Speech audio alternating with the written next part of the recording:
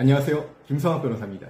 저는 대한변호사협회 공식인증 제주형사전문변호사이자 제주지방법원 재판부별 국선변호사, 제주지방법원 논스톱 국선변호사를 역임하면서 수많은 형사사건의 변론을 성공적으로 수행해왔으며 현재 다수의 형사사건을 수임하여 변론하고 있습니다. 형사사건 스페셜리스트로서 오늘은 성범죄 혐의에 대한 효과적인 변론 방법에 대해 설명드리도록 하겠습니다. 성범죄는 다음과 같은 특수성을 가지고 있습니다. 첫 번째는 증거의 특수성입니다. 성범죄 사건의 경우에는 대부분 피해자 진술이 유일한 직접 증거인 경우가 많고 물적 증거가 부족한 경우가 많습니다. 따라서 진술 증거의 친빙성 판단이 사건의 핵심이 됩니다.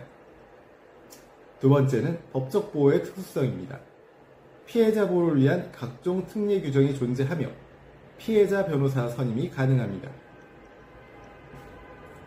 성범죄 사건의 경우 초기 대응 전략으로 우선 신속하게 변호인을 선임할 필요가 있습니다.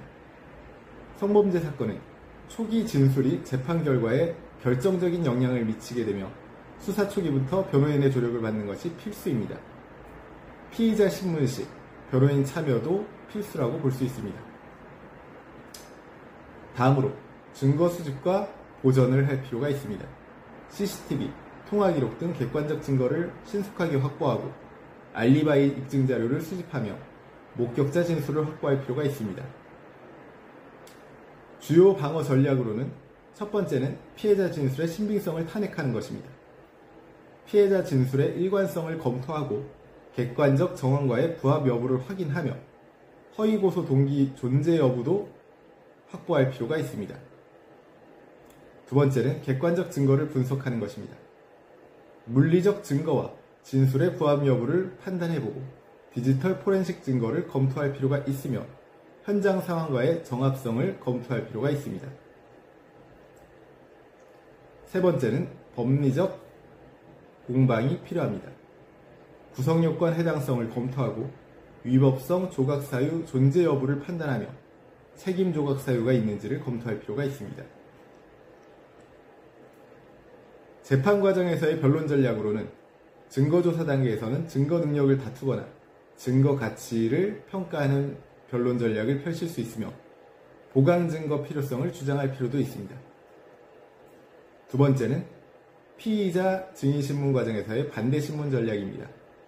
피해자 진술의 모순점을 부각시키고 객관적 정황과의 불일치를 지적하며 기억의 신빙성을 검증하는 방법으로 피해자 진술의